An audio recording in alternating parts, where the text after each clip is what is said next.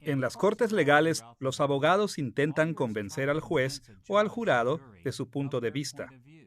Es crucial para sus argumentos que todos entiendan los hechos básicos del caso. Frecuentemente, casi al final del juicio, los abogados reiteran los hechos, exponiéndolos de la manera más simple posible en una serie de proposiciones. Esto es un hecho. Ese es un hecho. Esto pasó. Eso pasó. Lo mismo es cierto en la teología sistemática. Los teólogos sistemáticos también deben establecer ciertos hechos teológicos. De esta manera, ellos presentan sus casos en simples proposiciones teológicas. Esta es la tercera lección dentro de nuestra serie Construyendo una teología sistemática, y hemos titulado esta lección Las proposiciones en la teología sistemática. Los teólogos sistemáticos tradicionales están comprometidos a explorar, explicar y defender la teología cristiana. Y como veremos en esta lección, una parte esencial de ese compromiso es la expresión de las creencias cristianas en proposiciones teológicas. Nuestra lección se dividirá en tres partes principales. Primero, daremos una orientación general hacia las proposiciones en la teología sistemática. ¿Qué son ellas? ¿Y cómo encajan dentro del proceso de la construcción de la teología sistemática? Segundo, exploraremos cómo se forman las proposiciones dentro de la teología sistemática. Y tercero, examinaremos algunos de los valores y peligros de este enfoque en las proposiciones. Comencemos enfocando nuestra atención en algunas consideraciones preliminares, una orientación general hacia este aspecto de la construcción de la teología sistemática. Nuestra orientación hacia las proposiciones en la teología sistemática tendrá que ver con tres temas. Primero, daremos una definición general de las proposiciones. Segundo, nos enfocaremos en su importancia.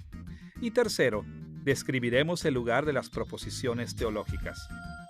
¿Qué papel juegan dentro de todo el proceso de la construcción de una teología sistemática?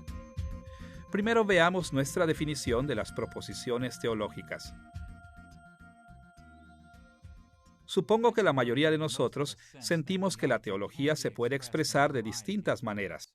Cuando oramos, les contamos historias bíblicas a nuestros niños, o cuando discutimos nuestra fe con nuestros amigos, estamos expresando la teología cristiana. Sin embargo, en la disciplina de la teología sistemática, existe una manera principal de verbalizar la teología, y esa es en la forma de las proposiciones teológicas. Para nuestros propósitos, definiremos las proposiciones teológicas de la siguiente manera. Una proposición teológica es una frase indicativa que afirma lo más directamente posible al menos una declaración teológica objetiva. Antes de ver los detalles de esta definición, veamos algunos ejemplos de lo que queremos decir. En el segundo volumen, segunda parte, capítulo 2, del libro Dogmatic Theology, es decir, la teología dogmática de William Shedd, él hizo las siguientes declaraciones acerca de la obediencia de Cristo en dos aspectos. Existe una diferencia entre la obediencia activa y pasiva de Cristo. La última denota el sufrimiento de todo tipo que sufrió Cristo. La obediencia activa de Cristo es su conformidad perfecta a la ley moral. Acá vemos que Shedd hizo tres declaraciones básicas. Primero, hizo una declaración general que la obediencia de Cristo se puede describir en dos categorías, activa y pasiva. La segunda es que la obediencia pasiva de Cristo soportó el sufrimiento. Y la tercera es que la obediencia activa de Cristo hizo que cumpliera perfectamente la ley moral divina.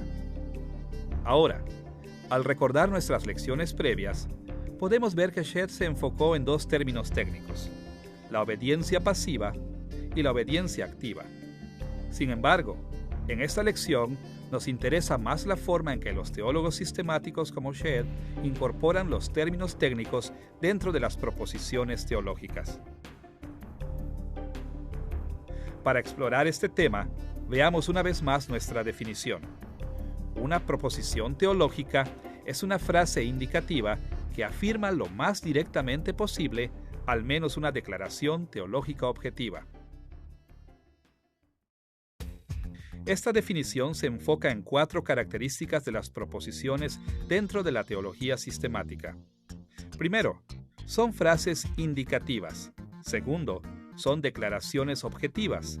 Tercero, estas declaraciones objetivas de hecho son primordialmente teológicas por naturaleza. Y cuarto, ellas hacen declaraciones teológicas objetivas directas, o como nosotros decimos, declaran asuntos lo más directamente posible. Veamos más a fondo cada uno de los aspectos de esta definición, comenzando con la idea de que las proposiciones teológicas son frases indicativas. Ahora, todos sabemos que existen distintos tipos de frases en el lenguaje humano cotidiano. Por ejemplo, la frase ¿dónde está mi llave? Es interrogativa, una pregunta. Abre la puerta es una frase imperativa porque ejerce una orden o invitación. Ninguna de estas frases califica como una proposición, pero la frase mi llave va a abrir la puerta es una frase indicativa que declara lo que va a hacer la llave. Debemos dejar en claro que cuando los teólogos sistemáticos presentan sus puntos de vista, usan todo tipo de expresiones, pero al mismo tiempo, el modo dominante de expresión en la teología sistemática es las declaraciones indicativas directas. Este modo de expresión es tan dominante que sería imposible escribir una teología sistemática tradicional de ninguna otra manera. Además de entender que las proposiciones se encuentran en la forma de frases indicativas, también es importante ver que están diseñadas para afirmar declaraciones objetivas. Las proposiciones identifican y describen hechos. In addition to understanding that propositions are in the form of indicative sentences, it's also important Ahora, to see that they're a través de los designed milenios, factual los types. filósofos, teólogos y lingüistas han notado que los distintos tipos de proposiciones forman distintos tipos de declaraciones objetivas. Estos asuntos son demasiado complejos para que los tratemos en forma completa, pero arriesgando la simplificación excesiva de los temas, destacaremos 2 aspectos de las proposiciones que debemos tener presentes mientras exploramos la teología sistemática. Siguiendo los contornos de las discusiones arraigadas en los escritos de Aristóteles sobre la lógica, destacaremos que las proposiciones se pueden distinguir primeramente por su cantidad y, en segundo lugar, por su calidad. Primero, las proposiciones pueden ser descritas en cuanto a la cantidad de su sujeto. El sujeto de una proposición universal incluye a cada miembro del conjunto sin excepción. Por ejemplo, la declaración que todos los mamíferos tienen pelo afirma que algo es cierto acerca de todos los mamíferos. De la misma manera, por lo general, los teólogos sistemáticos hacen una declaración universal en la teología. Es común que los teólogos cristianos digan que todos los seres humanos son la imagen de Dios, o que toda dádiva buena viene de Dios. Por otra parte, otras proposiciones son particulares, porque sus sujetos solo incluyen algunos miembros de un conjunto mayor. Por ejemplo, si digo que esta casa es mi casa, estoy haciendo una declaración objetiva que es particular, no universal. No estoy diciendo algo acerca de todas las casas, solo acerca de mi propia casa. Normalmente, los teólogos sistemáticos también hacen declaraciones objetivas particulares.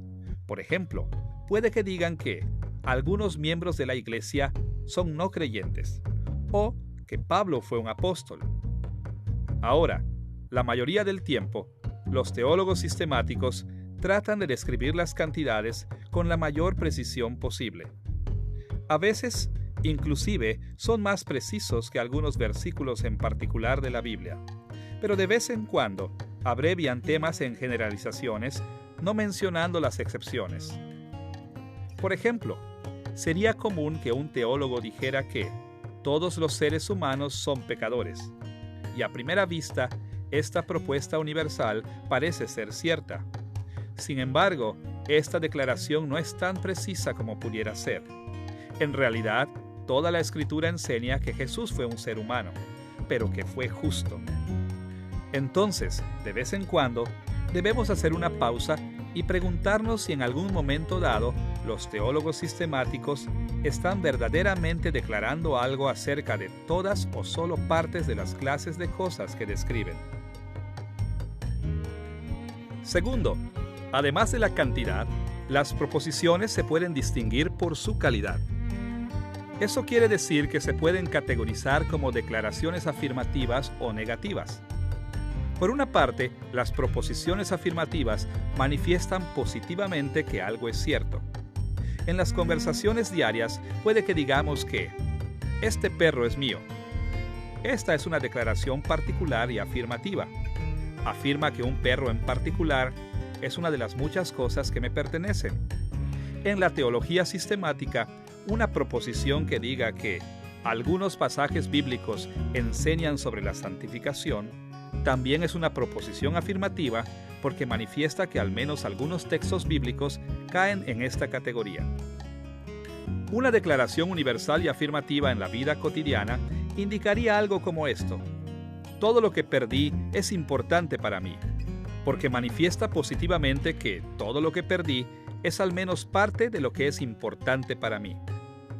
Por lo general, los teólogos sistemáticos hacen declaraciones similares en su campo de estudio. Por ejemplo, considere la siguiente declaración: todo lo creado fue creado por Dios. Esta proposición afirma que todo lo creado está dentro de las cosas creadas por Dios.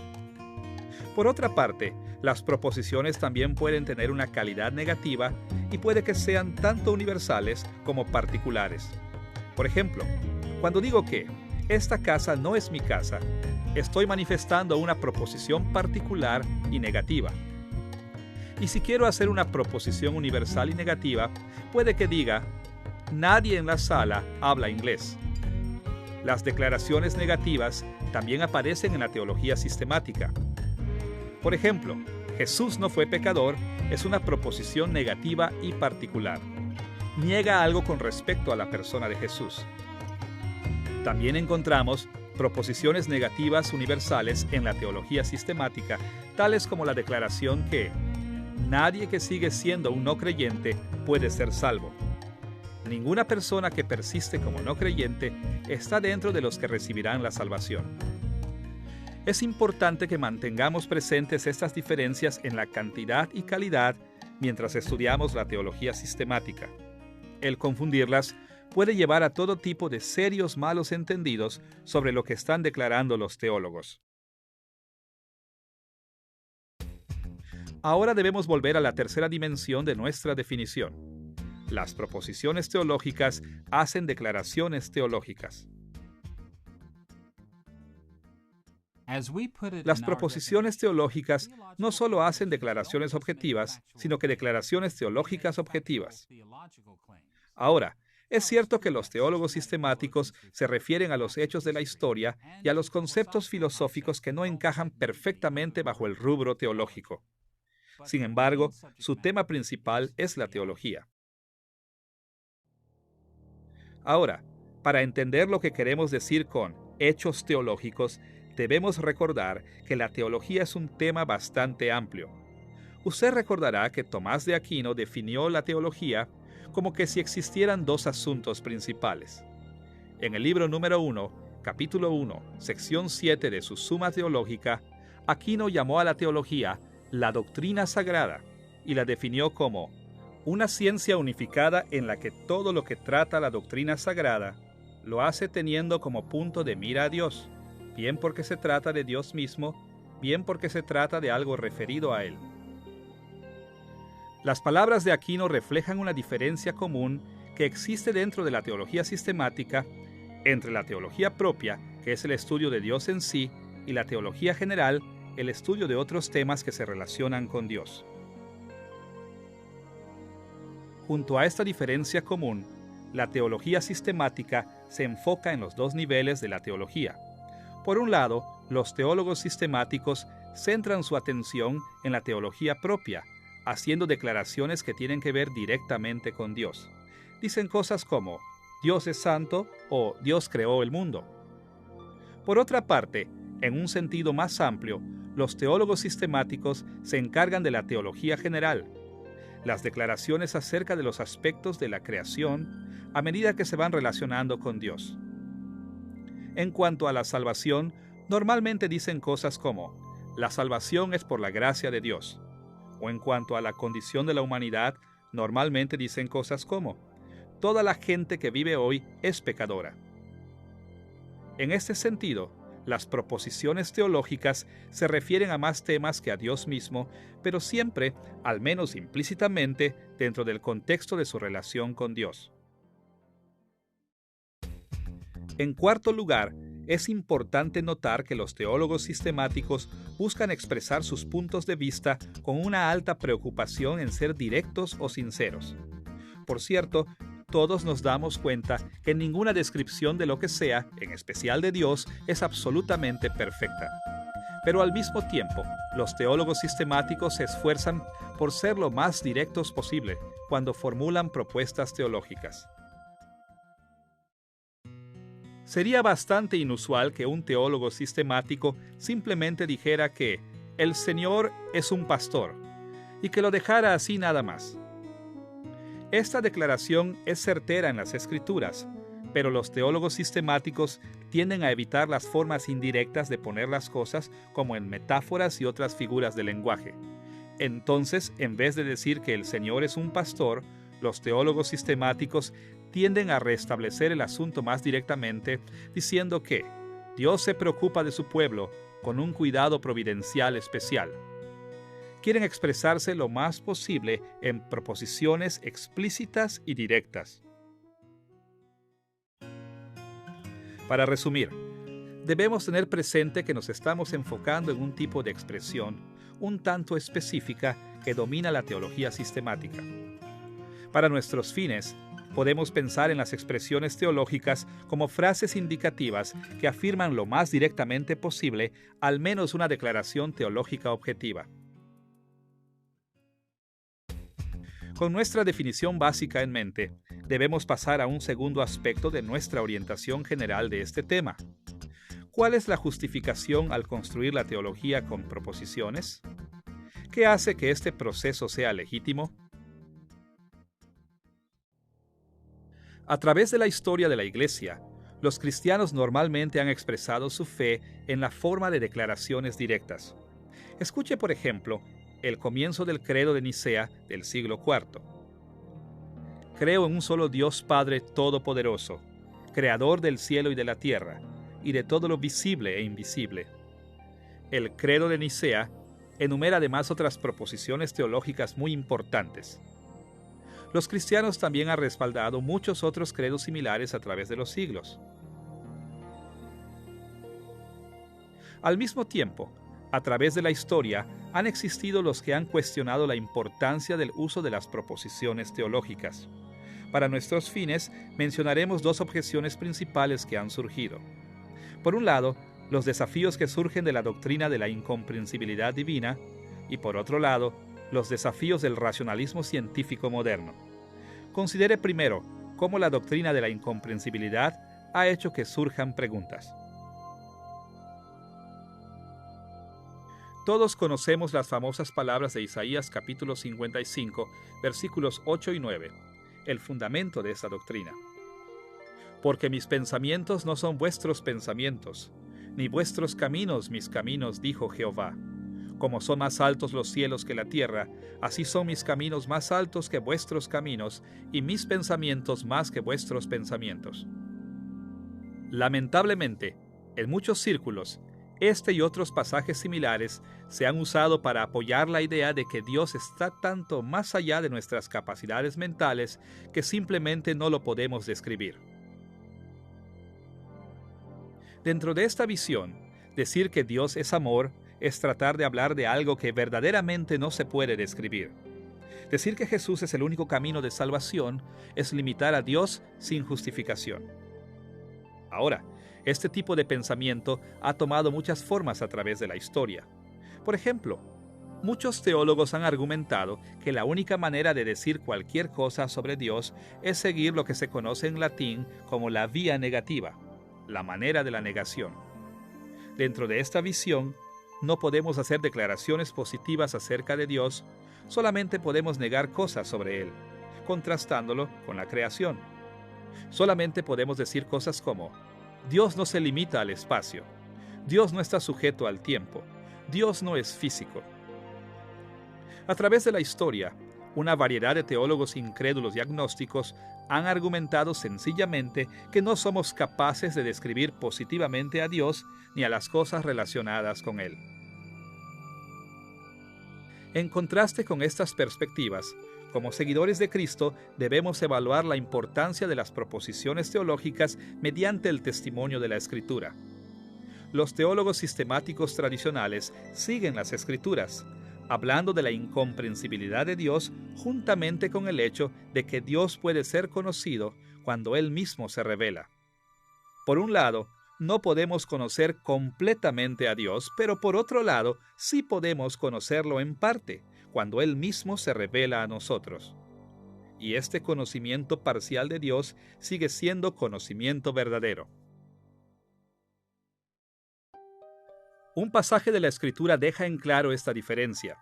Deuteronomio capítulo 29, versículo 29. En este versículo, Moisés resumió el asunto para Israel de esta manera: Las cosas secretas pertenecen a Jehová nuestro Dios, mas las reveladas son para nosotros y para nuestros hijos por siempre, para que cumplamos todas las palabras de esta ley. Fíjese que existen dos categorías de cosas en esta perspectiva. Por un lado, Moisés habló de las cosas secretas. Estos son asuntos que Dios no le revela a la humanidad, el conocimiento de los cuales Él se reserva solamente para Él. Por cierto, siempre debemos recordar que el secreto, las cosas no reveladas, son infinitas en propósitos. Al mismo tiempo, fíjese que Moisés no dijo simplemente que Dios dejaba de revelarnos los secretos a nosotros. También dijo que algunas cosas sí eran reveladas. Eso quiere decir que Dios las ha revelado en su palabra. Y tal como lo dijo Moisés, estas cosas reveladas son para nosotros y para nuestros hijos por siempre. En otras palabras, Dios espera que creamos y que abracemos con todo nuestro ser lo que Él ha revelado. Por lo tanto, este hecho muestra que legítimamente se puede declarar lo que Él ha revelado. Además de los desafíos que surgen de la doctrina de la incomprensibilidad, la importancia de las proposiciones teológicas también ha sido cuestionada por el racionalismo científico moderno. En los últimos 2 siglos, los siglos de la ciencia moderna, muchas escuelas de pensamiento han argumentado que la teología es una pseudociencia o ciencia falsa. Eso quiere decir que los teólogos sistemáticos puede que declaren verdades objetivas, pero eso es tan solo un pretexto. En las ciencias modernas, cuando deseamos saber la verdad de un asunto, formamos hipótesis y sujetamos estas hipótesis a la validez empírica. Solo después de esto, las aceptamos como verdaderas. Sin embargo, los científicos rápidamente han destacado que las proposiciones teológicas no pueden ser probadas de esta manera. Ahora bien, todos debemos admitir que, al menos en un sentido, eso es cierto. Si bien podemos poner líquido en una probeta y analizar sus cualidades, nadie puede poner a Dios en una probeta para ver si Dios es la Trinidad. Si bien podemos utilizar instrumentos para calcular el tamaño de algo, no existe ningún instrumento que pueda medir a Dios para ver que es infinito. Por esta razón, mucha gente moderna ha dicho que los teólogos son como los artistas y los poetas, quienes proyectan sus sentimientos, intuiciones religiosas y emociones. Ellos insisten que nos estamos engañando a nosotros mismos y a otros cuando actuamos como si estuviéramos describiendo hechos objetivos. Pero existe un sentido en el que podemos verificar las proposiciones teológicas de manera empírica. Todo tiene que ver con lo que consideramos evidencia empírica a favor o en contra de nuestros puntos de vista. Como seguidores de Cristo, estamos comprometidos a seguir las normas de verificación de la teología que Él siguió. ¿Y cómo validó Jesús sus propias declaraciones teológicas? ¿Cómo probó Él las proposiciones teológicas de otros? Ciertamente que Jesús se atuvo a la revelación general, la revelación de Dios en todo. Jesús también se atuvo a la iluminación del Espíritu Santo, tal cual debemos hacerlo nosotros hoy en día. Sin embargo, Jesús enseñó que las Escrituras son infalibles y son la fuente de evidencia más clara y con más autoridad para probar los puntos de vista teológicos. Cuando Jesús quería probar las declaraciones teológicas, normalmente se refería a las Escrituras como su norma empírica. Por ejemplo, en Mateo capítulo 15, versículo 7, cuando Jesús desafió la hipocresía de los fariseos, lo hizo refiriéndose a la Escritura. Ahí leemos las siguientes palabras: Hipócritas, bien profetizó de vosotros Isaías. Si bien Jesús no puso a Dios mismo en una probeta, sí puso a prueba las ideas teológicas. Midió las proposiciones teológicas, evaluándolas cuidadosamente mediante la norma empírica de las Escrituras. Como seguidores de Cristo, no debemos aceptar la responsabilidad que la teología propone ideas acerca de Dios sin ninguna validación empírica. Desde el punto de vista cristiano, las declaraciones de la teología sistemática son más que la expresión de sentimientos religiosos. Ellas son comprobadas y desmentidas por la prueba empírica de las Escrituras. Ahora que hemos visto lo que son las proposiciones teológicas y cómo son maneras legítimas de expresar los hechos teológicos, debemos pasar a una tercera consideración: el lugar que tienen en la construcción de la teología sistemática. En las lecciones anteriores hemos visto que la teología sistemática protestante siguió muchas de las prioridades que los teólogos medievales habían desarrollado a medida que iban interactuando con la filosofía aristotélica. Como resultado, la construcción de la teología sistemática requiere de 4 pasos principales: la formación de términos técnicos que dan paso a la formación de proposiciones, que a su vez dan paso a la formación de declaraciones doctrinales, que a su vez desarrollan un sistema completo de creencias. Ahora, siempre debemos recordar que el hablar de esta manera es un tanto artificial. Los teólogos sistemáticos se involucran en todos estos pasos al mismo tiempo. Pero para ser más claros, sirve pensar en este proceso como una transición de los elementos más sencillos a los más complejos. En el nivel más bajo, los términos técnicos teológicos incluyen los bloques más básicos de la teología sistemática. Sería muy difícil construir una teología sistemática sin una terminología cuidadosamente definida. El segundo paso dentro del proceso es la formación de las proposiciones.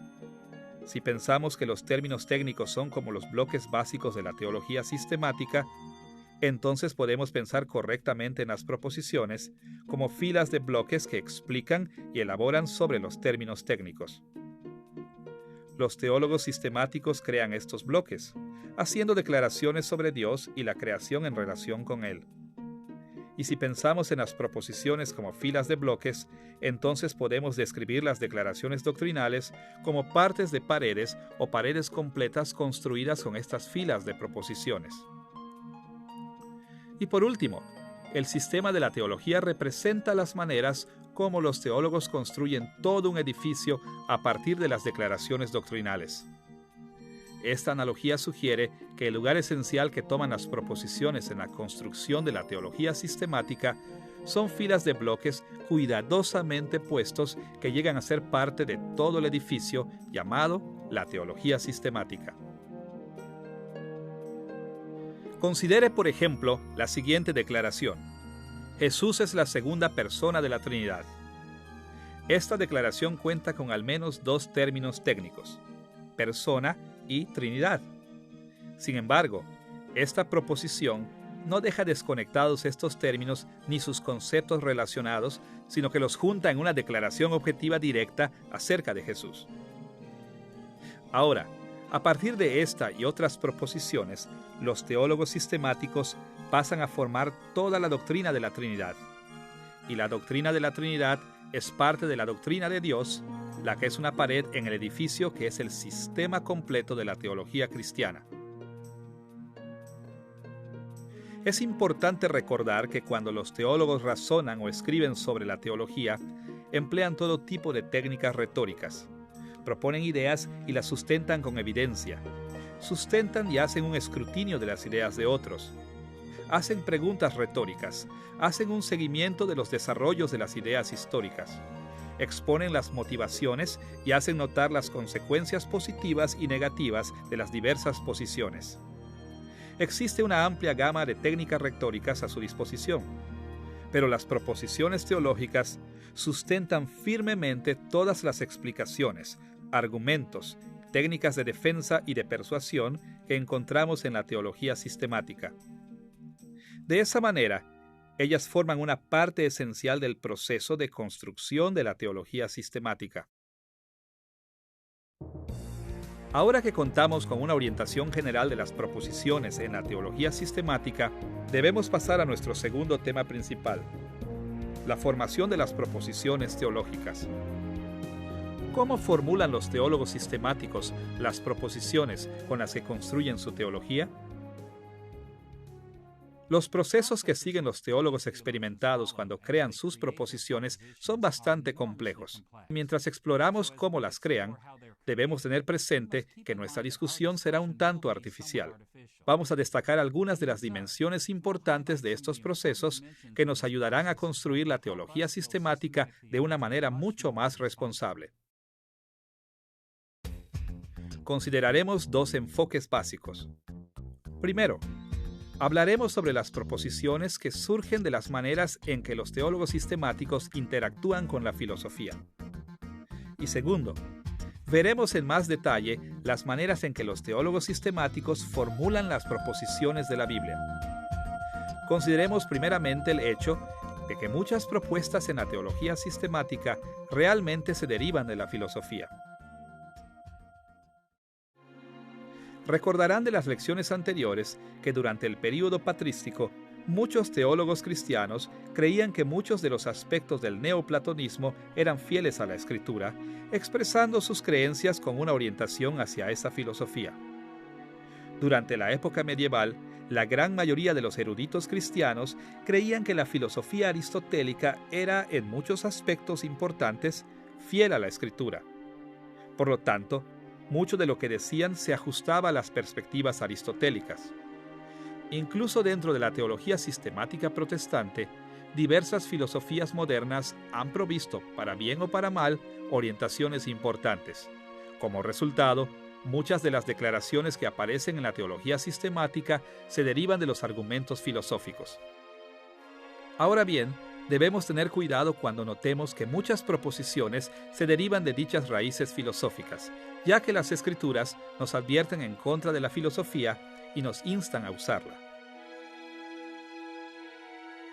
Por un lado, debemos poner atención a las advertencias como las de 1 Corintios capítulo 1 versículo 20, donde el apóstol Pablo se burló de la filosofía no cristiana. ¿Qué es del sabio? ¿Qué del escriba? ¿Qué del escudriñador de este siglo? ¿No ha enloquecido Dios la sabiduría del mundo? Es importantísimo que los teólogos cristianos recuerden la antítesis básica entre la teología cristiana y las filosofías no cristianas. Pero al mismo tiempo, en Hechos capítulo 17, versículos 27 y 28, Pablo demostró un uso positivo de la reflexión filosófica extrayendo de las palabras de los poetas filosóficos griegos Cleantus y Aerates. Dios no está lejos de cada uno de nosotros, como también algunos de vuestros poetas dijeron, porque linaje de éste somos también. Este pasaje demuestra que si bien debemos estar conscientes de los peligros, los teólogos cristianos han tenido la razón al interactuar con diversas filosofías. Incluso han tenido la razón al incorporar declaraciones teológicas que se derivan de argumentos filosóficos, así como Pablo lo hizo cuando estaba en Atenas.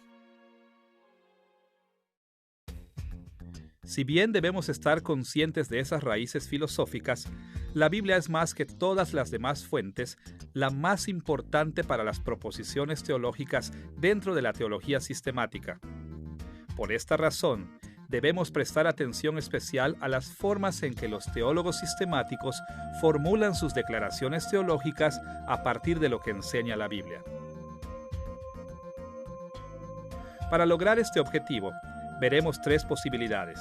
Primero, consideraremos los desafíos que enfrentan los teólogos sistemáticos en este aspecto. Segundo, veremos cómo cumplen los teólogos sistemáticos uno de estos aspectos mediante un proceso al que llamaremos la reducción de los hechos. Y tercero, exploraremos cómo enfrentan los teólogos sistemáticos otro aspecto de estos desafíos a través de la acumulación de los hechos. Veamos primeramente los desafíos que enfrentan los teólogos sistemáticos cuando formulan las proposiciones a partir de la Biblia. Cuando los alumnos de teología por primera vez comienzan a estudiar teología sistemática, normalmente tienen la impresión que el crear proposiciones teológicas es un asunto sencillo.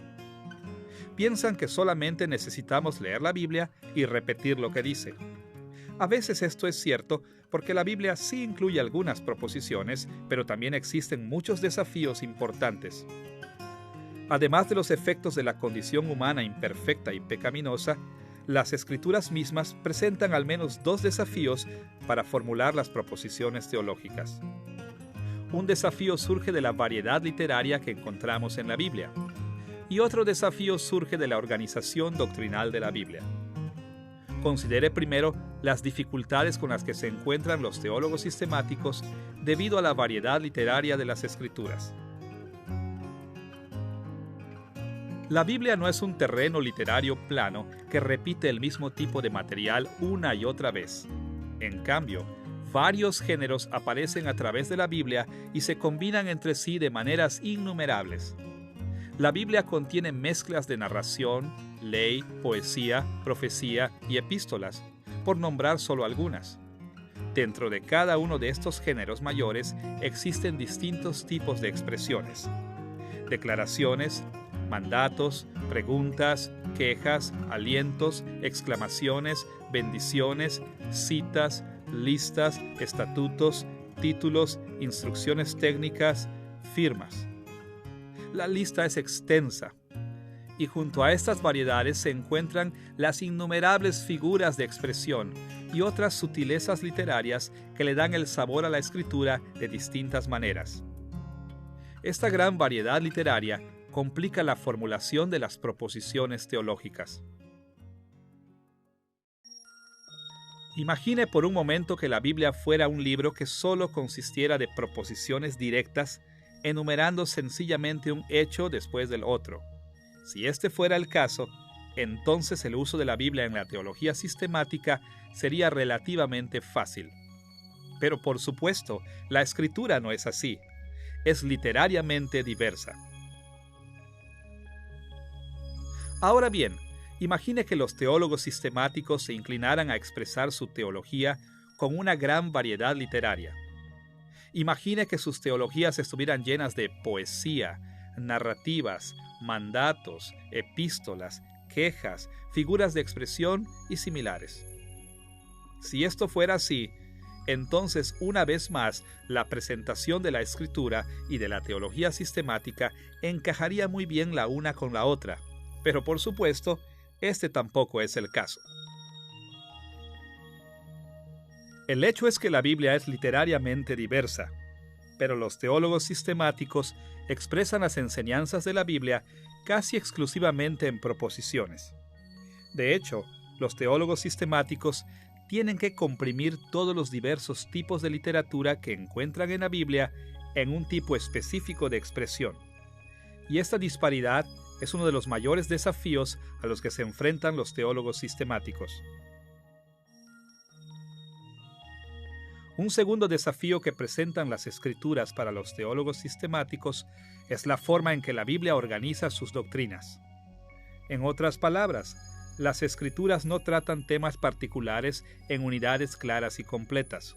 En cambio, el mismo tema normalmente se trata en partes dispersadas a través de la Biblia.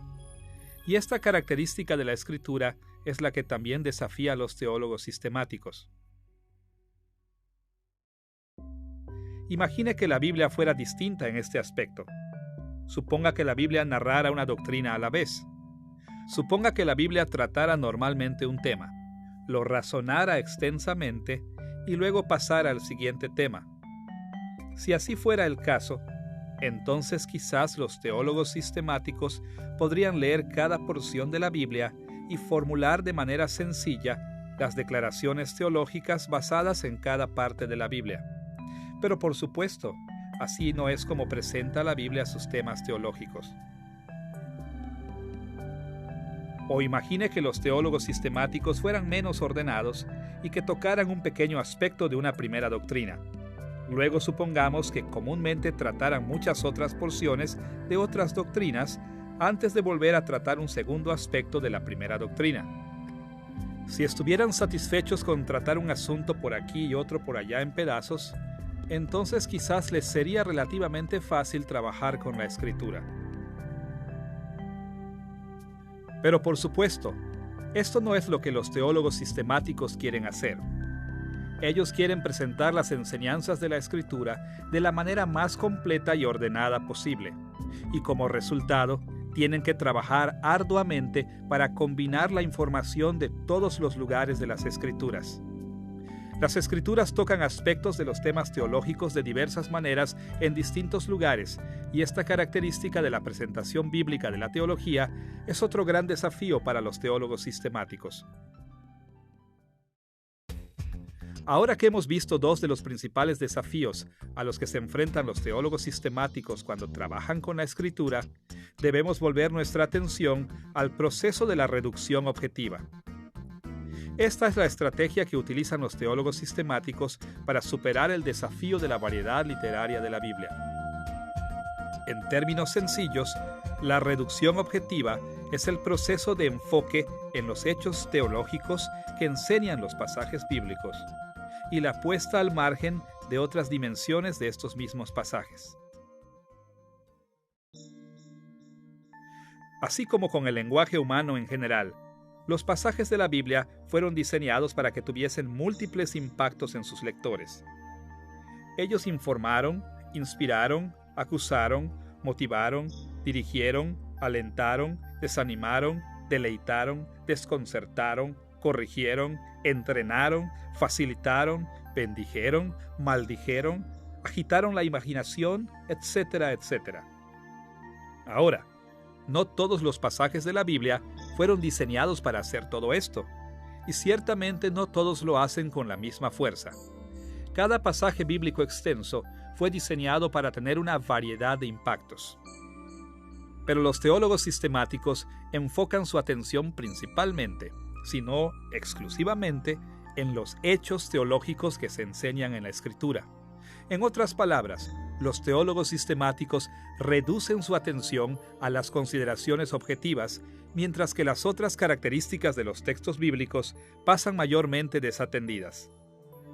Ahora, el proceso de reducción de la Escritura a sus hechos es relativamente directo cuando los pasajes bíblicos han sido diseñados principalmente para afirmar declaraciones objetivas.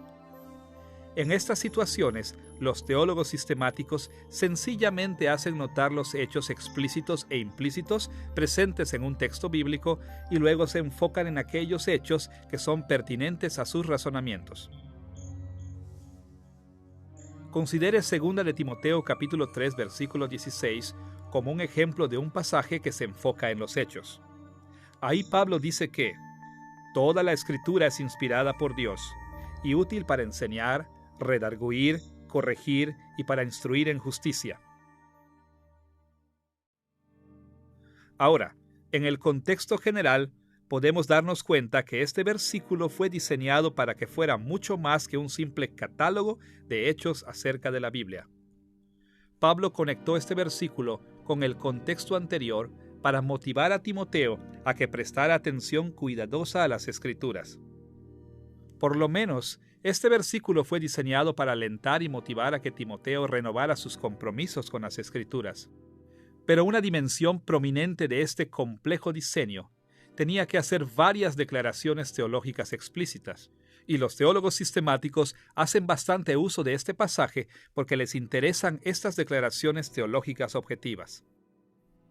Los hechos explícitos de este pasaje se pueden resumir en una serie de propuestas afirmativas y universales.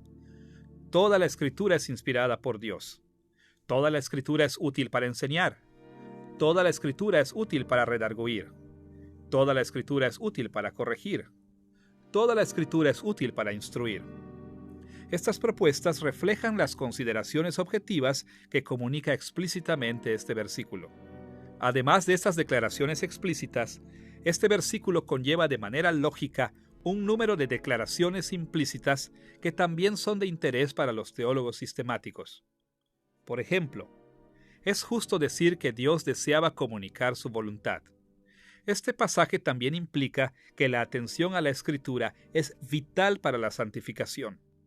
Y aunque Pablo habló específicamente de las Escrituras del Antiguo Testamento, dio a entender que las Escrituras del Nuevo Testamento también son inspiradas y útiles de estas maneras. Habiendo identificado estos hechos teológicos explícitos e implícitos, los teólogos sistemáticos pueden entonces explicar y defender sus razonamientos sobre distintos temas teológicos. Como puede imaginar, este versículo aparece frecuentemente dentro de la teología sistemática para sustentar las declaraciones acerca de la doctrina de la Escritura. Por ejemplo, en el segundo capítulo de su libro Systematic Theology, Teología Sistemática, Robert Raymond se refirió a 2 de Timoteo capítulo 3 versículo 16 para sustentar su declaración de que las Escrituras son infalibles. Ahí escribió que los escritores bíblicos declaran la infalibilidad de la palabra de Dios que Él entregó a la humanidad a través de ellos mediante la inspiración. Este tipo de declaración es una forma típica de cómo utilizar este versículo en la teología sistemática. Pero los hechos teológicos explícitos e implícitos que se enseñan en 2 de Timoteo capítulo 3 versículo 16 también tratan otros temas teológicos tradicionales. Por ejemplo, los teólogos sistemáticos puede que se refieran a este pasaje bajo el rubro de la teología propia como evidencia de que Dios es misericordioso porque se reveló a la humanidad. Puede que la utilicen dentro de la doctrina de la eclesiología para establecer que la lectura y la predicación de las Escrituras es un medio de gracia en la Iglesia. También puede que se refieran a él bajo el rubro de la escatología para establecer la integridad de la profecía bíblica. Las posibilidades son infinitas. Con pasajes bíblicos que se asemejan a las proposiciones teológicas, el proceso de la reducción de los hechos es relativamente sencillo. Cuando leemos en Génesis capítulo 1, versículo 1, que Dios creó todas las cosas, no es difícil inferir el hecho que Dios es el creador. Cuando leemos en Isaías capítulo 6, versículo 3, que el serafín clamó, «Santo, santo, santo», ante el Señor, es sencillo concluir que Dios es santo. Cuando leemos en Romanos capítulo 3, versículo 28, que la justificación es por la fe aparte de las obras, puede que llevemos esta declaración a nuestro argumento de la soteriología. Muchos pasajes en la Escritura hacen declaraciones que son fácilmente llevadas a la teología sistemática.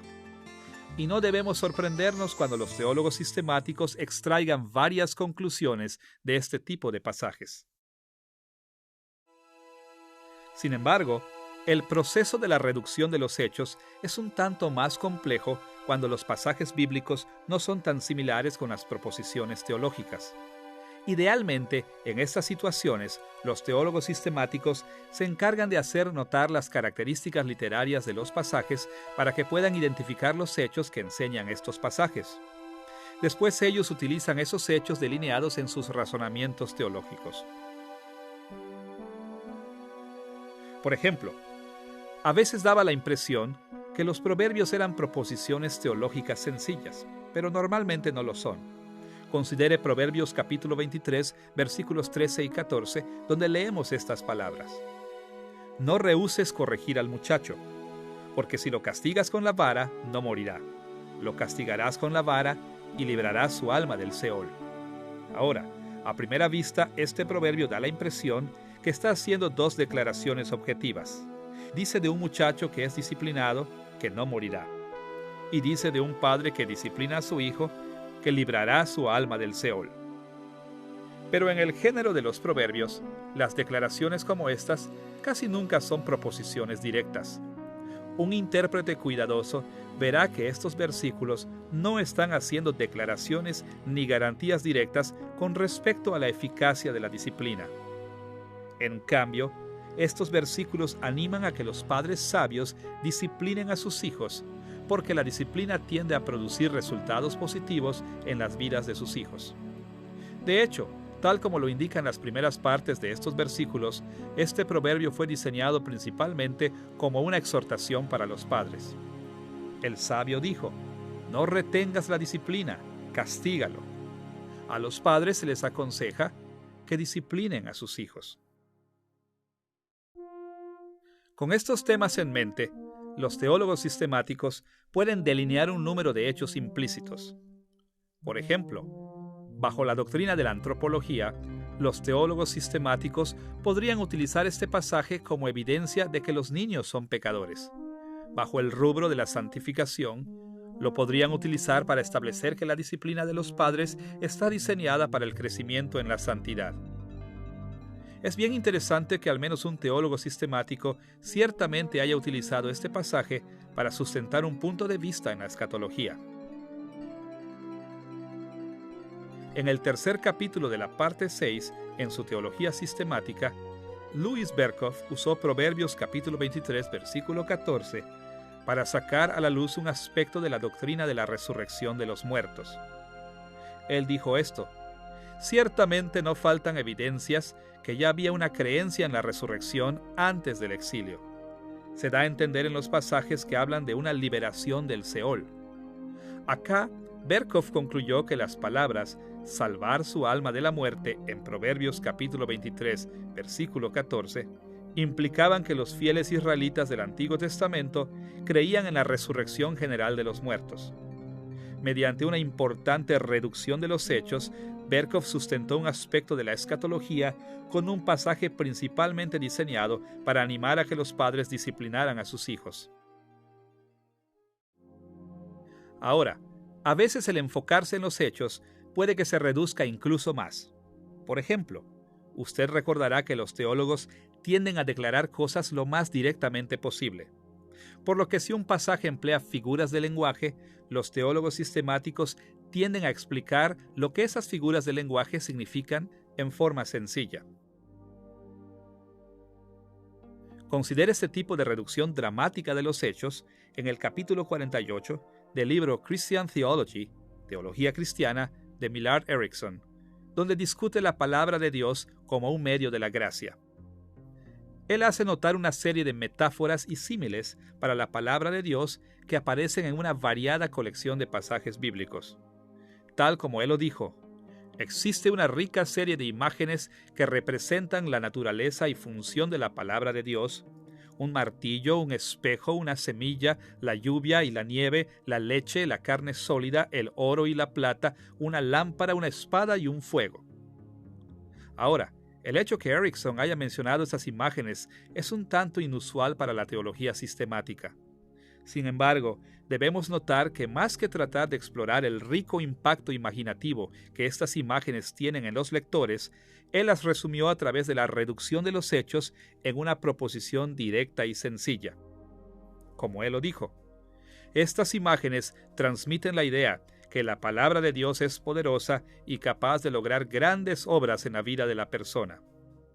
Ahora, no puedo imaginar a nadie que esté seriamente en desacuerdo con su evaluación, pero también queda claro que esta evaluación es el producto de una reducción de los hechos bien extensa, dejando a un lado el impacto más amplio de estas imágenes en favor de la declaración sencilla de un hecho que ellos hayan probado. Como pueden imaginarse, el proceso de la reducción de los hechos funciona de esta manera con muchos pasajes. Por ejemplo, podemos deducir del primer mandamiento en Éxodo capítulo 20, versículo 3, donde Dios dice que no debe haber otros dioses delante de Él, que el Dios de la Escritura es supremo sobre todos los otros poderes sobrenaturales. Podemos concluir del primer versículo de Salmo 105, que llama a la alabanza a Dios, que Dios es digno de alabanza. Si bien los pasajes bíblicos fueron diseñados para impactar a sus lectores de diversas formas, los teólogos sistemáticos casi siempre se enfocan en el contenido objetivo y explican estos hechos en proposiciones teológicas directas.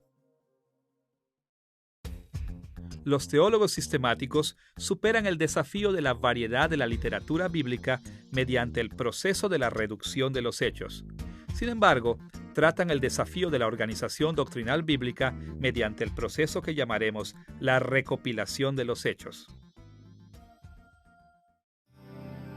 Ya que las enseñanzas de la Escritura sobre temas en particular están dispersas a través de toda la Biblia, los teólogos sistemáticos tienen que comparar o recopilar pasajes de todas partes de la Biblia a medida que van formulando sus propuestas.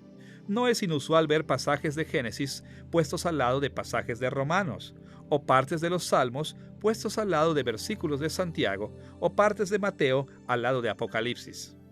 Sacan los pasajes de distintas partes de la Biblia y los asocian entre sí porque enseñan hechos teológicos relacionados.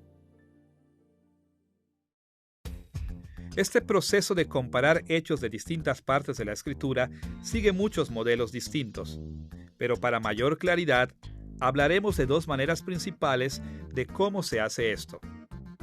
Por un lado, algunos pasajes se recopilan porque repiten los mismos hechos, y llamaremos este proceso recopilación repetitiva.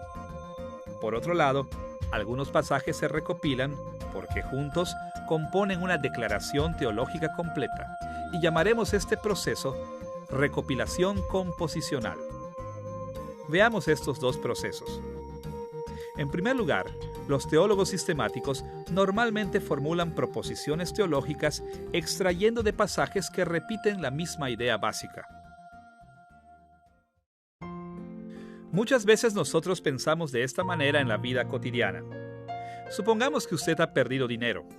¿Qué es lo que hace? Puede que cuente el dinero en su bolsillo una vez, pero si todavía no está seguro, puede que lo siga contando una y otra vez hasta que por fin se convence de que sí lo perdió o de que no lo perdió. Bueno, en muchas maneras, eso es lo que hacen los teólogos sistemáticos cuando comparan las escrituras que repiten los mismos hechos teológicos. Puede que sospechen que han entendido correctamente un pasaje. Puede que crean que han formulado una propuesta teológica verdadera de aquel pasaje. Por lo tanto, investigan distintas partes de la Biblia para ver si el mismo tema se repite. Por ejemplo, cuando Louis Berkhof habló sobre la deidad de Cristo en el 8º capítulo de la primera parte de su teología sistemática, él declaró lo siguiente: la Biblia declara explícitamente la deidad del Hijo. Pero porque Berkhof estaba consciente que mucha gente ha negado esta declaración, no sustentó su punto de vista con tan solo un pasaje. En cambio, destacó que este hecho teológico se declara explícitamente en Juan capítulo 1, versículo 1, en Juan capítulo 20, versículo 28, en Romanos capítulo 9, versículo 5, Filipenses capítulo 2, versículo 6, Tito capítulo 2, versículo 13 y Primera de Juan capítulo 5, versículo 20. En este caso, Berkhof comparó versículos de distintos libros del Nuevo Testamento porque repetían la misma enseñanza. La mayoría de nosotros hemos oído el principio que dice que siempre debemos buscar apoyo de una variedad de pasajes para corroborar doctrinas importantes, que es fácil malinterpretar una sola referencia bíblica. Una forma de confirmar que hemos entendido correctamente la declaración de un pasaje es mostrando que la misma declaración se repite en otras partes de la Biblia. En otras lecciones, hemos hablado de la certeza teológica, usando un modelo que denominamos el cono de la certeza. Hemos hecho notar que a los teólogos cristianos responsables no les interesa solamente determinar lo que hay que creer, sino que también les importa coordinar la importancia de sus convicciones con la fortaleza de la evidencia de esas convicciones. En muchos aspectos, es por eso que comparamos los versículos que repiten el mismo hecho teológico. Cuando no podemos encontrar sustento bíblico repetitivo para una proposición, por lo general debemos bajar nuestra confianza en esa propuesta. Pero el ver que se repite un hecho una y otra vez en las Escrituras es una manera común y corriente de poder ganar más confianza. Tan importante como puede ser la recopilación repetitiva, los teólogos sistemáticos también comparan pasajes bíblicos para formar el sustento compuesto de una propuesta teológica. En otras palabras, los teólogos sistemáticos encuentran diversas declaraciones objetivas a través de la Biblia y las recopilan para formar aseveraciones teológicas mayores y multifacéticas. Expliquemos el proceso de la recopilación composicional con un ejemplo de la vida cotidiana. Imagine que estoy a punto de salir y escucho que está tronando y sospecho que está lloviendo. ¿Cómo confirmo esta sospecha? Bueno, una manera es poner atención a otras cosas que la confirman. Cuando se acerca corriendo un amigo empapado de agua, estoy más convencido que está lloviendo. Si mi amigo me pasa su paraguas mojado, entonces me convenzo aún más de que está lloviendo. Y luego, si él dice que está cayendo una lluvia torrencial, voy a estar tan completamente convencido que ni siquiera voy a querer salir sin mi paraguas. Estas observaciones no son repetitivas. Yo oigo los truenos, veo a mi amigo empapado, toco su paraguas y recibo un informe explícito. Cada una de estas evidencias contribuye con algo distinto y en conjunto componen una evidencia que me convence de que mi sospecha era cierta. De igual manera, los teólogos sistemáticos siguen un modelo similar en la recopilación composicional. Se dan cuenta de que se enseña algo en un pasaje. Luego se dan cuenta de que hay otro asunto relacionado en otro pasaje. Después se encuentran otros pasajes que enseñan otras ideas relevantes. Entonces juntan toda esa información para formular una proposición teológica compuesta de todos estos hechos teológicos. Para ver cómo funciona este proceso, volvamos al argumento de Berkhof acerca de la deidad de Cristo en el capítulo 8 de la primera parte de su teología sistemática. Ya hemos visto que él hizo notar la repetición de las declaraciones explícitas de que Cristo es divino cuando dijo que la Biblia declaraba explícitamente la deidad del Hijo. Pero su proposición teológica de que Cristo es completamente divino también se sustenta con la recopilación composicional de declaraciones relacionadas pero distintas que descubrió en muchas partes de la Escritura. Continuó diciendo que la Biblia también les asigna nombres divinos a él. Le asigna atributos divinos. Habla de él haciendo obras divinas y le atribuye honor divino. La conclusión de Berkhof de que Cristo es Dios no se basó en ninguna de estas declaraciones de manera individual, sino que en base a la acumulación de todas estas declaraciones teológicas. No es difícil entender por qué Berkhof hizo esto. La creencia de que Cristo es divino ha sido desafiada por muchos intérpretes de la Escritura, por lo que no era adecuado simplemente mostrar que algunos versículos declaraban su deidad. Él quería confirmar que entendía estos versículos correctamente, agregando el apoyo de otras consideraciones. El hecho de que las Escrituras le atribuyen a Cristo nombres divinos, que le asignan atributos divinos, como la omnipresencia y la omnisciencia, de que hablan de él haciendo cosas que Dios hace, como crear y sustentar todas las cosas, que le dan el honor debido solo a Dios, como la adoración y la oración. Estas declaraciones objetivas bíblicas se juntan para componer la evidencia apremiante que Berkhof tenía una verdadera proposición teológica, es decir, la proposición de que Cristo es divino.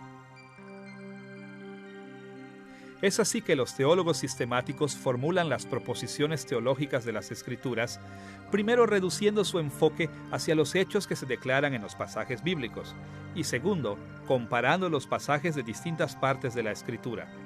A través de estos medios, los teólogos sistemáticos pueden tener la confianza que han formulado proposiciones teológicas que son fieles a la Escritura. Ahora que hemos recibido una orientación general sobre las proposiciones teológicas y que hemos visto cómo las formulan los teólogos sistemáticos, estamos listos para pasar a nuestro tercer tema principal: los valores y peligros de las proposiciones teológicas dentro de la teología sistemática.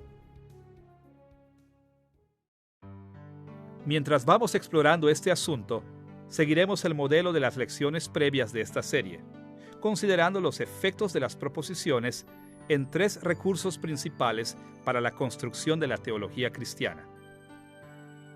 Usted recordará que los cristianos deben construir la teología a partir de la revelación especial y general de Dios. Nosotros obtenemos el entendimiento de la revelación especial principalmente a través de la exégesis de la Escritura. Aprendemos dimensiones importantes de la revelación general, tanto de la interacción en comunidad, aprendiendo de otros, especialmente de otros cristianos, como de la vida cristiana, es decir, nuestras experiencias de vida al servicio de Cristo. Porque estos recursos son de tal importancia, exploraremos los valores y peligros de las proposiciones teológicas en relación con cada una de ellas. Primero veremos las proposiciones y la vida cristiana. Segundo, exploraremos las proposiciones en relación con la interacción en comunidad. Y tercero, examinaremos las proposiciones en conexión con la exégesis de la Escritura. Veamos primero el recurso teológico de la vida cristiana. La vida cristiana se resume en el proceso de la santificación personal, y como hemos visto en otras lecciones, la santificación personal se lleva a cabo a nivel conceptual, conductual y emocional, o como lo decimos, en los niveles de la ortodoxia, la ortopraxis y la ortopatía. El tiempo no nos va a permitir explorar todas las formas cómo afectan las proposiciones teológicas a estos diversos aspectos de la santificación. Por lo tanto, nos vamos a limitar a una forma principal en que pueden mejorar y una forma principal en la que pueden impedir la vida cristiana. Veamos primero una forma en cómo las proposiciones teológicas pueden mejorar nuestros intentos de vivir para Cristo. Una de las mayores ventajas de las proposiciones teológicas tradicionales es que ellas expresan clara y brevemente muchos aspectos importantes de nuestra fe. En la actualidad, la mayoría de los cristianos no son capaces de expresar exactamente lo que creen. Y ya que no podemos hacer resúmenes satisfactorios de nuestras creencias, normalmente se nos hace difícil vivir para Cristo en nuestras vidas cotidianas.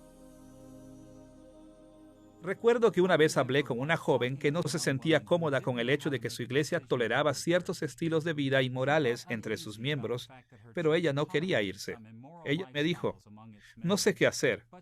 Recibo tanto de las predicaciones que no quiero dejar de asistir a mi iglesia. Entonces le pregunté, ¿cuáles crees que son las características de la iglesia verdadera? Ella me miró con una mirada en blanco y por último me dijo, no sé. Entonces le dije, no creo que vayas a poder decidir qué hacer con respecto a tu iglesia hasta que no decidas qué es lo que crees que debe caracterizar a una iglesia verdadera. Después le dije, la teología protestante enseña que existen tres características de la iglesia verdadera.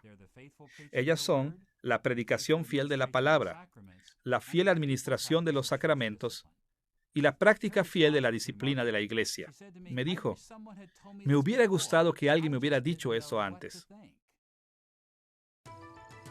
En el mundo moderno, normalmente los cristianos no quieren tomar el tiempo para aprender ni siquiera las declaraciones más básicas del cristianismo, por lo que sustituyen proposiciones teológicas bien formuladas con opiniones basadas en sentimientos o sin base. Pero el resultado de esto es normalmente el mismo. Cuando debemos tomar decisiones importantes, cuando nos enfrentamos con decisiones morales cotidianas, no sabemos qué hacer porque no somos capaces de expresar proposiciones teológicas bien formuladas. La teología sistemática tradicional nos ha entregado muchas proposiciones que son fieles a la Escritura. y el aprenderlas es una de las cosas más útiles que pueden hacer los cristianos a medida que buscan vivir para Cristo.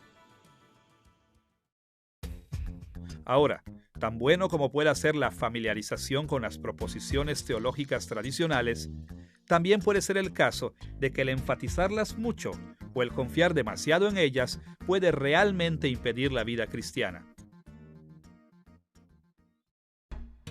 Una manera en que esto es cierto es que los cristianos que estudian la teología sistemática por lo general piensan que un conjunto de proposiciones teológicas es todo lo que necesitan para tomar decisiones prácticas en la vida cristiana. Ahora, como ya hemos visto, las proposiciones teológicas pueden ser muy útiles, pero al mismo tiempo, siempre debemos recordar que existe una brecha entre las proposiciones normales de la teología y las opciones que debemos decidir como cristianos. Las proposiciones teológicas típicamente son bastante abstractas o tratan asuntos distintos a los que estamos enfrentando. Por lo tanto, no tratan específicamente las situaciones que estamos enfrentando y como resultado no pueden siempre ofrecer suficiente dirección para las decisiones prácticas que debemos tomar. Lamentablemente, los creyentes que se involucran demasiado en las proposiciones, por lo general no se dan cuenta de cuán grande es esta brecha. Se convencen a sí mismos de que todo lo que tienen que hacer es pensar de manera lógica sobre un conjunto de proposiciones y luego todo va a tener sentido. Pero en realidad, en toda decisión que tomemos como cristianos, debemos depender no tan solo de las proposiciones teológicas, sino que también de las cosas como los detalles de nuestra situación y el ministerio personal del Espíritu Santo. Debemos utilizar estos aspectos de la revelación general para cubrir la brecha entre los principios teológicos y las decisiones de la vida real. Volvamos al ejemplo de la joven que estaba pensando en dejar su iglesia. Apenas supo cuáles eran las 3 características de la iglesia: la predicación fiel, la administración fiel de los sacramentos y el ejercicio fiel de la disciplina de la iglesia, rápidamente se convenció de abandonar su iglesia. Pero inmediatamente le advertí: espera un minuto. Ninguna iglesia tiene las 3 características de la iglesia en forma perfecta. Debes considerar cuidadosamente tu iglesia y decidir qué tan malas son las cosas. Y más que esto, debes pasar tiempo en oración, buscando la dirección del Espíritu Santo para que puedas tomar una decisión firme. Solo entonces podrás irte con una conciencia limpia. En otras palabras, le estaba diciendo a esa joven de que a pesar de que las proposiciones teológicas son tan importantes, el depender solamente en las proposiciones teológicas realmente podía impedir su vida cristiana. Antes de actuar, ella debía considerar la revelación en general. Debía entender bien su situación y someterse al ministerio personal del Espíritu. Además de entender cómo las proposiciones teológicas pueden traer ventajas y desventajas a la vida cristiana, también debemos estar conscientes de cómo influyen en nuestra interacción en comunidad. La interacción en comunidad nos ayuda a enfocarnos en la importancia que tiene el cuerpo de Cristo en nuestras vidas. En estas lecciones hemos hablado de 3 dimensiones importantes de la interacción dentro de la comunidad cristiana, es decir, la herencia cristiana, el testimonio de la obra del Espíritu Santo en la iglesia del pasado, la comunidad cristiana actual, el testimonio del Espíritu Santo en los cristianos de la actualidad y el juicio privado, el testimonio del Espíritu Santo que obra en nuestras conclusiones y convicciones personales. Estas dimensiones de comunidad interactúan entre sí de muchas maneras. Brevemente mencionaremos algunos pensamientos sobre cómo las proposiciones teológicas pueden mejorar o impedir estos elementos de la interacción en comunidad. Veamos primero una manera importante en cómo las proposiciones teológicas pueden mejorar la interacción en comunidad. Es triste ver cómo muchos cristianos evangélicos en la actualidad van de una iglesia a otra, de un predicador o maestro a otro, con poca capacidad para determinar cómo deben interactuar con esas iglesias y predicadores. No sabemos a quién seguir. No podemos discernir lo positivo ni lo negativo de una iglesia. Esta falta de discernimiento comúnmente viene de la ignorancia de las declaraciones básicas de los hechos de la fe cristiana. El llegar a estar conscientes de las proposiciones teológicas fundamentales de la teología sistemática es una de las mejores maneras para llegar a ser un seguidor de Cristo con mayor discernimiento. Una manera muy práctica de sacar ventaja de las proposiciones teológicas es familiarizarse con algunos de los catecismos protestantes. Catecismos como el Catecismo de Heidelberg o el Catecismo Menor de Westminster ofrecen proposiciones teológicas cortas que son fáciles de aprender. Y con esos puntos de vista teológicos a la mano, los seguidores de Cristo pueden tener mayor discernimiento. Por ejemplo, si alguien quiere discutir el propósito o la meta de la vida, es extremadamente útil saber la primera pregunta y respuesta del Catecismo Menor de Westminster. Escuche cómo resume una gran parte de la enseñanza bíblica en una sola frase. En respuesta a la pregunta, ¿cuál es el fin principal del hombre?, responde el Catecismo: el fin principal del hombre es el de glorificar a Dios y gozar de Él para siempre. Suponga que alguien llega con un nuevo concepto de cómo pueden tener consuelo los cristianos en la vida. Entonces es muy útil saber la primera pregunta y respuesta del Catecismo de Heidelberg. La primera pregunta es: ¿cuál es tu único consuelo tanto en la vida como en la muerte?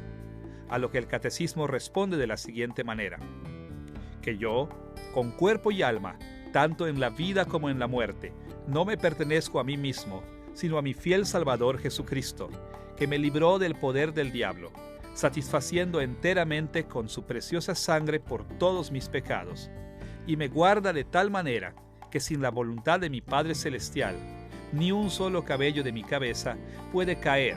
Antes es necesario que todas las cosas sirvan para mi salvación. Por eso también me asegura por su Espíritu Santo la vida eterna, y me hace pronto y aparejado para vivir en adelante según su santa voluntad. El aprender puntos de vista teológicos bien fundados como estos nos puede ayudar a tener más discernimiento cuando interactuamos con otros cristianos, mejorando nuestra interacción en comunidad. Al mismo tiempo, si el entendimiento de las proposiciones teológicas bien fundadas pueden mejorar la interacción, capacitándonos para discernir mejor, hay que ver que las proposiciones teológicas también pueden impedir la interacción entre los cristianos. A veces los cristianos se aferran a un conjunto de proposiciones tan fielmente que se les hace difícil interactuar positivamente con otros creyentes que no digan las cosas exactamente de la misma manera. Como ven, existe un problema con las proposiciones teológicas que a menudo se nos olvida. La mayoría de ellas no son citas de la Biblia. En cambio, son producto de la interpretación humana. Intentan hacer un resumen de las enseñanzas bíblicas de la manera más precisa, pero como hemos visto en esta lección, a veces provienen de procesos muy complejos. Inclusive, las mejores proposiciones teológicas tienen límites en su propósito y todas tienen fallas de una u otra forma. Como consecuencia, a medida que estudiamos más de cerca las proposiciones teológicas en la teología sistemática, siempre debemos moderar nuestro apego a ellas, sabiendo que no son inspiradas, no son infalibles y su autoridad no es tan grande como la de la Biblia. Recuerdo que una vez conversé con un amigo que decía que no tenía amigos cristianos. Yo le pregunté si tenía comunión con alguien. Me dijo: no puedo encontrar a nadie que esté de acuerdo con lo que yo creo. Yo le respondí así: ¿quieres decir que no puedes encontrar a nadie que crea en Cristo? Respondió: es que no puedo encontrar a nadie que esté de acuerdo conmigo en todo. Me desalentó este amigo. Él debió haber sabido que los cristianos nunca han estado de acuerdo en cada detalle teológico. Tristemente, este amigo mío tenía muy malas prioridades. Le había dado tanto énfasis a las proposiciones teológicas que esto impedía por completo el que pudiera tener comunión con otros. A través de los siglos, la causa de Cristo ha sufrido un daño tremendo cuando los cristianos han permitido que sus compromisos teológicos impidan sus interacciones con otros cristianos. Cuando insistimos que los otros formen parte de nuestras creencias en esta o aquella sutil dimensión de carácter teológico, vamos mucho más allá de lo que instruye la Escritura. En este aspecto, considere las palabras del apóstol Pablo en 1 Corintios capítulo 8, versículos 4 al 12. Ahí leemos las siguientes palabras acerca de nuestros compromisos teológicos. Sabemos que un ídolo es nada, pero no en todos hay este conocimiento, porque algunos, habituados hasta aquí a los ídolos, su conciencia siendo débil. Porque si alguno te ve a ti que tienes conocimiento, sentado a la mesa, en un lugar de ídolos, ¿no será estimulada a comer de lo sacrificado a los ídolos? De esta manera, pues, pecando contra los hermanos e hiriendo su débil conciencia, contra Cristo pecáis. Pablo exhortó a los cristianos que tenían amplio conocimiento a que amaran a aquellos que no tenían tan amplio conocimiento y que los sirvieran. Inclusive, exhortó a aquellos que tenían un amplio conocimiento a que restringieran su actuar basados en su conocimiento para evitar que otros tropezaran. En lugar de instar a la división y al elitismo, Pablo insistía en que aquellos que poseían buena teología encontraran buenas maneras de tener comunión con aquellos cuya teología era débil en los temas de menor importancia. En resumen, les enseñó que la comunión era más importante que la precisión en las proposiciones teológicas de menor importancia.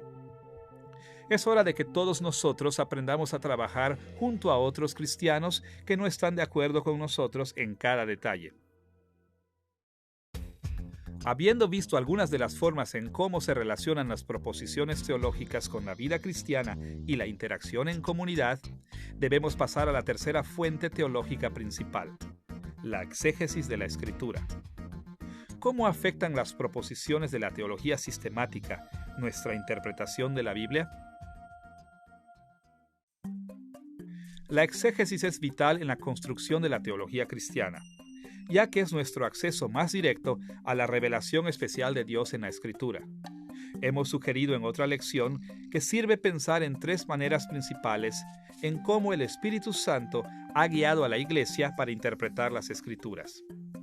Hemos titulado estas categorías el análisis literario, el análisis histórico y el análisis temático. El análisis literario ve a las Escrituras como una pintura, como representaciones artísticas diseñadas por autores humanos para que influyan en sus audiencias originales mediante sus características literarias únicas. El análisis histórico ve las Escrituras como una ventana a la historia, una forma de ver y de aprender de los eventos históricos antiguos que registra la Biblia. Y el análisis temático trata las Escrituras como un espejo, una manera de reflexionar en las preguntas y temas que nos interesan. Con estos contornos de la exégesis en mente, debemos explorar las formas en cómo las proposiciones teológicas pueden mejorar o impedir nuestra interpretación de la Biblia. Una de las maneras más obvias en que las proposiciones nos ayudan en la exégesis es la manera en cómo clarifican las declaraciones teológicas a través de la Biblia. Si algo es cierto, es que la Biblia es un libro complejo. Sus diversos géneros literarios, las referencias históricas y las enseñanzas teológicas son tan extensas que muchos cristianos no son capaces de ver mucha coherencia en la Biblia. Y como resultado, muchos de nosotros quedamos satisfechos con la búsqueda y el estudio de tan solo pequeñas porciones de la Escritura para aprender algunos principios de por aquí y de por allá de este o ese pasaje. Tan pronto como empezamos a expandir nuestro conocimiento de la Biblia, nos encontramos perdidos en la confusión. A esta confusión llega la ayuda de siglos de interpretación fiel mediante las proposiciones teológicas de la teología sistemática. Por siglos, los cristianos bien informados han investigado las Escrituras para descubrir las declaraciones teológicas que aparecen ahí. Y el conocer esos resúmenes de la enseñanza de la Escritura puede darnos guías útiles mientras nos abrimos camino a través del variado terreno de la Biblia. Les recomiendo a mis alumnos que una manera útil de entrar en la enseñanza de cualquier pasaje bíblico es buscar las maneras en que el pasaje toca los temas teológicos importantes que aparecen dentro de la teología sistemática. No toda porción de la Biblia tendrá algo que decir con respecto a cada proposición teológica, sino que la lectura de un pasaje, teniendo en mente las proposiciones teológicas básicas, normalmente servirá para entregar una orientación de un pasaje bíblico. Por ejemplo, puede que preguntemos, ¿acaso Génesis capítulo 1 enseña acerca de Dios como lo enfatizan los teólogos sistemáticos? Bueno, entre otras cosas, enseña que Dios es el creador del universo. ¿Y qué dice acerca de los seres humanos, que es enfatizado por la teología sistemática? Bueno, enseña que somos criaturas, que somos la imagen de Dios y que Dios nos ha mandado ejercer dominio sobre la tierra. El aprendizaje de cómo los pasajes específicos se refieren a las declaraciones de los hechos de la teología sistemática es una de las mayores ventajas de la exégesis que ofrece la teología sistemática. Tan valiosas como sean las proposiciones para la exégesis, también debemos estar conscientes de una de las maneras más importantes en cómo pueden impedir nuestra interpretación de la Escritura. Ya hemos hablado de las maneras en cómo los teólogos sistemáticos interpretan la Escritura mediante la reducción de los hechos, cómo se concentran en las declaraciones de hechos explícitas e implícitas de los pasajes bíblicos y cómo dejan a un lado otras cosas que las Escrituras tienen para nosotros. Pero el hecho es que Dios inspiró las Escrituras para que nos impactaran en una variedad de niveles, e hizo esto porque necesitamos su dirección en todas estas formas. Por lo tanto, cuando generalmente destacamos tan solo las declaraciones objetivas, nos privamos de las muchas cosas que Dios nos ofrece en las Escrituras. Podemos hablar de los diversos impactos que deben tener las Escrituras, pero un planteamiento útil es hablar de las tres dimensiones interconectadas en todos los textos bíblicos. En primer lugar, los pasajes bíblicos tienen un impacto informativo. Esto quiere decir que entregan hechos explícitos e implícitos que debemos conocer y creer. Esta es la fortaleza de la teología sistemática. Su objetivo es aislar y comparar estos hechos en proposiciones teológicas. Pero al mismo tiempo, los pasajes bíblicos tienen un impacto direccional. Nos entregan direcciones morales explícitas e implícitas para nuestras vidas. Esto se hace más obvio cuando tratamos pasajes que vienen en la forma de mandatos. Pero incluso los pasajes que fueron diseñados primordialmente para declarar información también implican responsabilidades morales. Pablo dejó bastante claro este punto en 2 de Timoteo capítulo 3 versículos 16 y 17. Escuchen sus palabras ahí una vez más. Toda la Escritura es inspirada por Dios y útil para enseñar, para redarguir, para corregir, para instruir en justicia, a fin de que el hombre de Dios esté enteramente preparado para toda buena obra. De acuerdo a Pablo, todo pasaje bíblico fue diseñado para que tuviera alguna medida de impacto direccional. En tercer lugar, los pasajes bíblicos también tienen un impacto emocional. Explícita o implícitamente apuntan a las emociones de los lectores. Esta función de la Escritura es más obvia cuando leemos textos altamente emocionales como los Salmos u otros pasajes en donde los escritores bíblicos enfatizan las emociones. Pero todo pasaje bíblico tiene el potencial de tocarnos emocionalmente. Considere Mateo capítulo 22, versículos 37 al 40, en el que Jesús hizo un resumen del Antiguo Testamento de la siguiente manera. Amarás al Señor tu Dios con todo tu corazón, y con toda tu alma, y con toda tu mente. Este es el primero y grande mandamiento. Y el segundo es semejante, amarás a tu prójimo como a ti mismo. De estos dos mandamientos depende toda la ley y los profetas.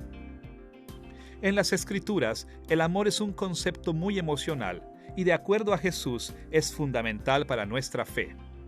Los escritores bíblicos nos hacen un llamado a que experimentemos todo tipo de emociones santas. Esperan que nos motivemos para odiar el pecado y sus consecuencias. Esperan que lloremos y nos regocijemos y que experimentemos toda la gama de las emociones humanas apropiadas en respuesta a lo que vemos en las páginas de la Escritura. Este diseño variado de las Escrituras es la razón por la cual no debemos restringirnos a buscar proposiciones teológicas en la Biblia. Es importante tener en orden nuestros hechos, pero también es importante que tengamos en orden nuestra moral y nuestras emociones. Las riquezas de la Escritura esperan ser descubiertas mediante una exégesis cuidadosa. Sin embargo, la interpretación cuidadosa de la Biblia debe ser lo suficientemente amplia para descubrir todo lo que nos ofrecen las Escrituras. Es así que las proposiciones dentro de la teología sistemática nos ofrecen muchos valores y muchos peligros. Pueden mejorar la vida cristiana, la interacción en comunidad y la exégesis de la Escritura de muchas maneras. Pero también pueden impedir nuestro acceso a estos tres principales recursos teológicos. En esta lección hemos explorado las proposiciones y la teología sistemática, y hemos llegado a un entendimiento básico de lo que son y por qué son importantes. También hemos visto cómo se formulan las proposiciones dentro de la teología sistemática, y hemos explorado algunos de los valores y peligros que presentan.